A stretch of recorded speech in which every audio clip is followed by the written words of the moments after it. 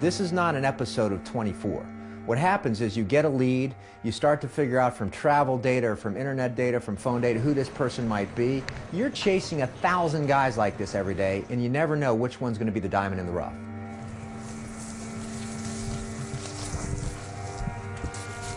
The CIA set up a safe house nearby to monitor the compound. They used thermal imaging and listening devices to try and find out who was in the villa. There was no phone or internet in the house, which was highly unusual.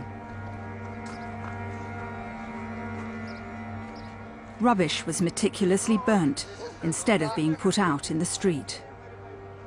The CIA came to realize there was a high-level target inside, even perhaps Osama bin Laden, but they couldn't be sure. President Obama now faced a big decision: whether to put American lives on the line to get bin Laden. Both Presidents Clinton and Bush had failed in their attempts to kill their elusive foe, using missiles or bomb strikes. Obama had made up his mind. Though he thought it was little more than 50-50 that bin Laden was there, it was worth the risk of sending in a team to make sure he didn't escape. On the moonless night of Sunday the 1st of May, around 20 Navy SEALs flew into Pakistan under the radar. Your adrenaline is pumping, your vision's sharper, your hearing, all your senses are heightened. Special forces landed from their stealth helicopters. One chopper was forced to land after a mechanical failure. The Navy SEALs immediately split into two teams. One group moved into the smaller building. They killed the courier Al-Kuwaiti after a short exchange of fire. And a woman was shot dead, caught in the crossfire. The second group quickly moved to the main building, searching for their target. On the first floor, they killed the courier's brother, and on the stairs, they shot bin Laden's son. There's about a million things you have to think of, and you got literally tenths of a second to make that decision. The SEALs moved towards the third-floor bedroom. They came face to face with their quarry. It was Osama bin Laden. Depending on what he does determines whether he gets shot or not. His wife rushed forward and was shot in the leg. Bin Laden, in his nightclothes, was killed with 2 bullets. He's believed to have had an AK-47 nearby and a pistol, but never used them.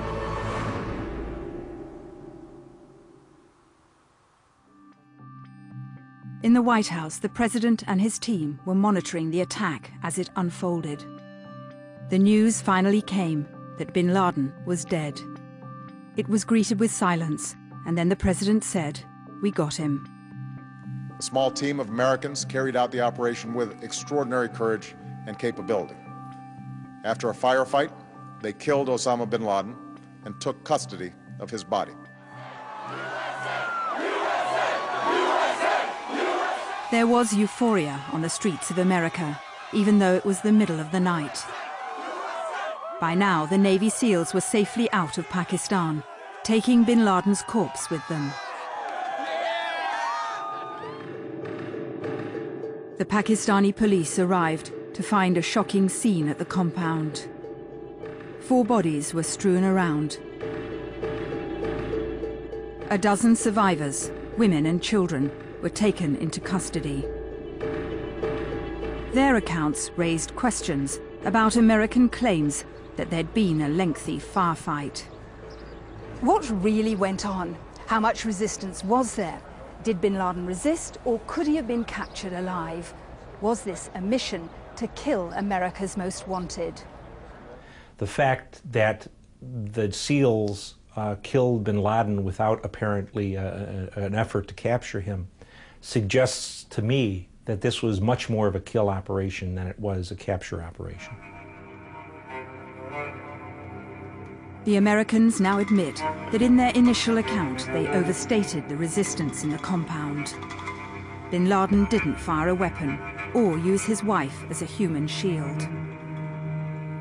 Some people reacted angrily, amongst them the Islamic parties in Pakistan itself. What's your reaction to the US raid and the killing of Osama bin Laden here in Pakistan? Shock, grief, outrage. An unarmed person was killed. The United States has violated our sovereignty with impunity, with arrogance, disregard of international law. This ain't a video game. You can't hit stop. So in years to come, you may look back and say, was the operation executed perfectly? And I'd say, looks good enough to me. I would not expect those kids who went in there, the Navy SEALs, to have done better. This is brilliant.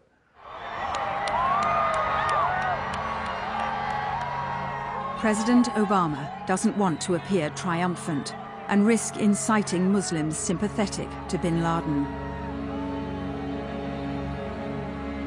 He made a trip to Ground Zero, however, after the raid, to honor bin Laden's victims and to meet their relatives.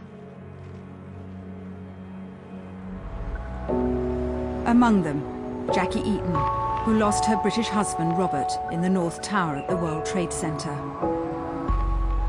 Nearly 10 years on, she has mixed feelings about bin Laden's death. Our world is still not what it was, will never be, in my opinion. And it gives you a little bit of satisfaction to know that he is gone and he got his, but it's of little consolation, I think, to a lot of people who have lost loved ones. I still feel like he's spread his poison enough in this world now that our war on terror and our fight continues.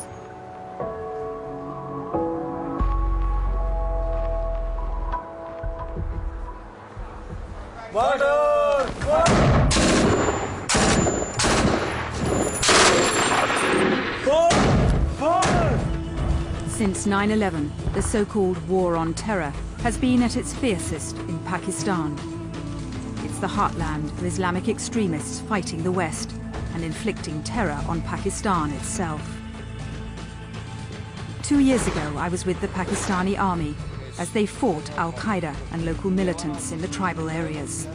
But it's a complicated story. Pakistan's intelligence service, the ISI, is accused of secretly supporting some of these groups to extend its influence in the region. Pakistanis, however, who've been at the heart of the search for bin Laden since 9/11, say they can be trusted. After all, they've arrested 5 of the top 10 Al-Qaeda figures caught so far. 9/11 was a tragic incident, and the people who did it, Pakistan has been helping the Americans to get hold of them. And I personally feel that, as far as I know, there has been no double game during my time. And the people from CIA, they would, I think, acknowledge it, that there had been no double game. There's not only a problem with commitment to this fight, there's a problem with information sometimes going out the back door. That is, you provide information and a raid doesn't work because somebody's tipped off. But trust is not really the issue. We have no option. This is where Al-Qaeda operates. We've got to be there, and if we're going to be there, we better be there with the people who own the turf. The fact that bin Laden was able to hide for so long in a Pakistani town with military connections has raised US suspicions he had to have some kind of local support network. For America, it justifies their lack of trust, their decision to keep Pakistan's government out of the loop. The Pakistani authorities have big questions to answer. Did their intelligence services know that bin Laden was here? And if not, why not? As the director of the CIA has said, either they're involved or they're incompetent.